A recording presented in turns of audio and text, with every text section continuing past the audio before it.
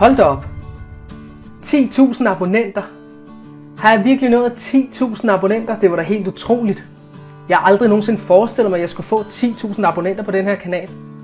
Jeg startede kanalen i 2007, og dengang var YouTube kun 2 år gammelt. Så derfor vidste jeg ikke, hvad jeg skulle bruge kanalen til. Så den første video, jeg overhovedet uploadede dengang, er et videoklip med mig og min bror, der spiller fodbold. Og det klip, det ligger der endnu.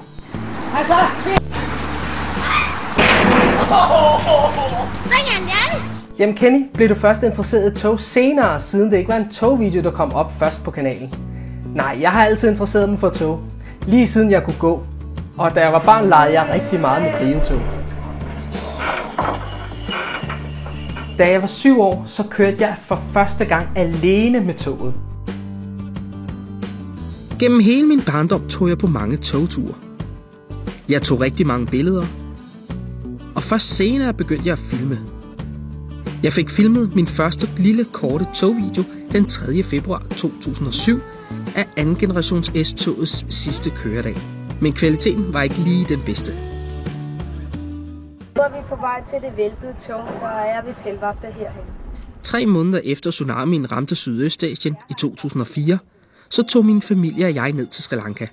Og her fik jeg faktisk lavet min første reportage i marts 2005. Den kom så på YouTube senere. Der var 3, men nej, der var 8 vogner, men så, nu er der kun 3, fordi de 3 kan ikke renoveres. I løbet af 9. klasse havde vi projektuge, hvor vi lærte om film og redigering. Her startede min interesse for videoredigering for alvor. Og den første film, jeg fik lavet, var en parodi på Olsenbanden med mig og min bror i rollerne som Egon og Benny. Og også lige Yvonne. Men nu hvor du ikke kan skaffe nogle millioner, så må jeg hellere tage mig af dig. Senere lavede jeg også et par dokumentarfilm om Sri Lanka, hvor den ene blev sendt på tv i 2009. Den synes jeg ikke blev lige så god, så derfor lavede jeg en ny i 2014, som jeg valgte at beholde på min YouTube-kanal i stedet.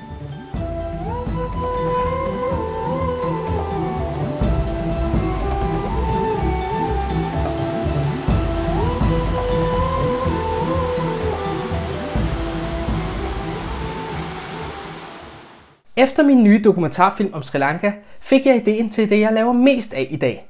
Nemlig reportager af, hvad der sker på jernbanen i Danmark. Min første rigtige jernbanefilm handlede om Ballerup Station. Jeg er jo opvokset i Ballerup, så det var nærliggende, at det lige var det, min første film skulle handle om. Det var i 2015, så jeg vil mene, at det først var her, jeg sådan rigtig startede min YouTube-kanal.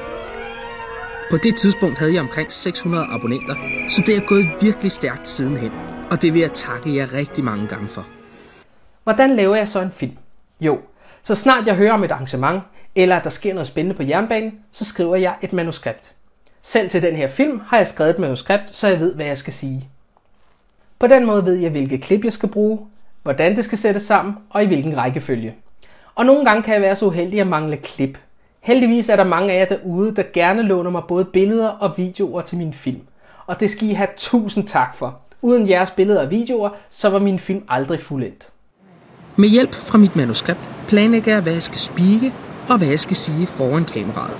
I løbet af natten ankom Og nogle gange går tingene ikke lige helt efter planen. I løbet af natten ankom transport. I dag der skal vi ud og køre med MY Veterantog, og det bliver spændende. Fraklip! Nu har museet fået en helt... Nej, hvad skal jeg sige? Så har museet endelig fået Danmarks første... Nej, det er jo ikke den første, men en af de første jo. Så har Danmarks Jernbanemuseum fået EA 3004, som er typen af Danmarks første damp. Ikke damp. Røgen. Coronatiden er... I løbet af natten ankom tog... Nej, så er letbanen officielt åbnet, og nu venter vi bare på det første letbanetog, officielt med passagerer. For hæft, for God's sake. Det viser sig så, at den 25. august blev letbanen så er første etape af den årlige. Og strækningen mellem Randers og Aalborg blev indviet den 18. september 1900... Nej, ikke 1900.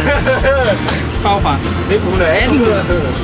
Jeg må sige, at toget ligger rigtig godt i sporet, og især når... Og her dagen efter, der fortsætter turen til Sjælland med E987 kører nu det sidste stykke fra Knytbæk. Og turen foregår med Randers Station blev indviet den 2. september 1862 mellem Randers for helvede. Prisen for så er min kanal på sporet. Og i Danmarks Jernbanemuseum har det viste sig senere at være prisen for at installere ETCS er simpelthen så høj, at der ikke er hvad? Netop på grund af det. Og her i 2016 er arbejdet kommet så langt, at køremast... Hvad sker der? Jeg vil bare sige tak, fordi I så med. Husk at skide. Så vi må nøjes med at se tango og vejbrand. Men tak fordi I så med. Husk at give et like og abonnere. Jeg vil sige tak fordi... Mit navn er Kenny Cardiosam. Hej.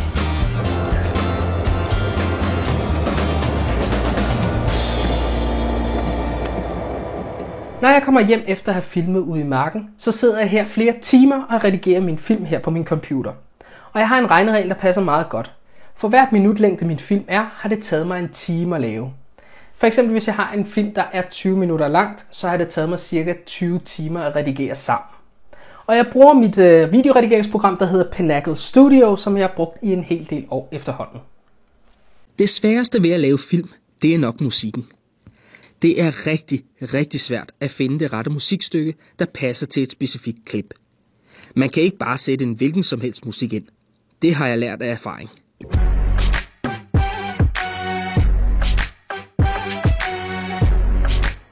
Det kommer til at lyde rigtig dumt.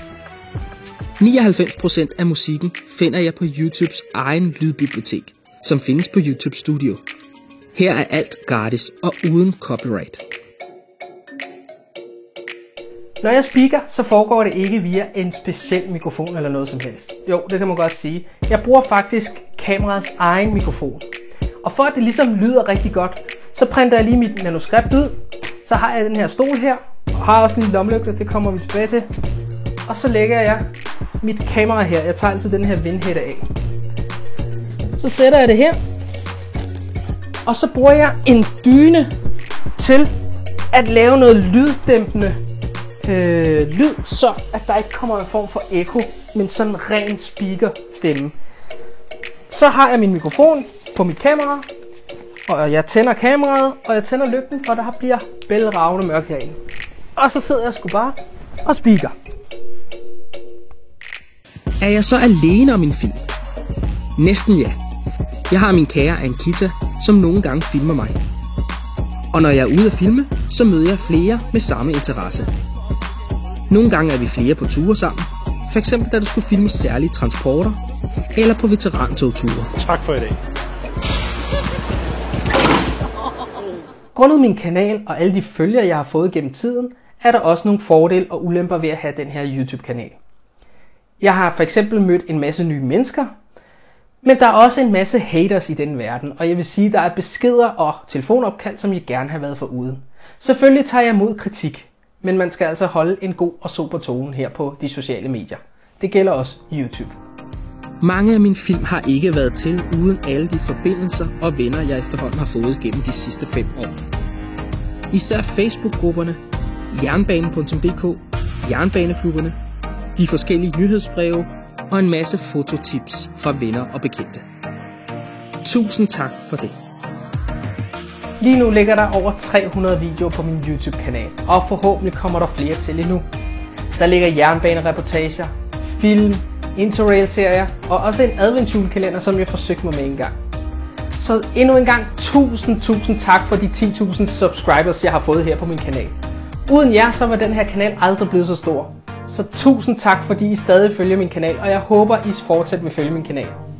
Tak fordi I så med i denne her video, og se gerne mine andre gamle videoer, som I måske havde glemt eksisterede. Så tusind tak for det. Mit navn er Kenny Cardiosam. Pas godt på jer selv derude. Vi ses. Hej.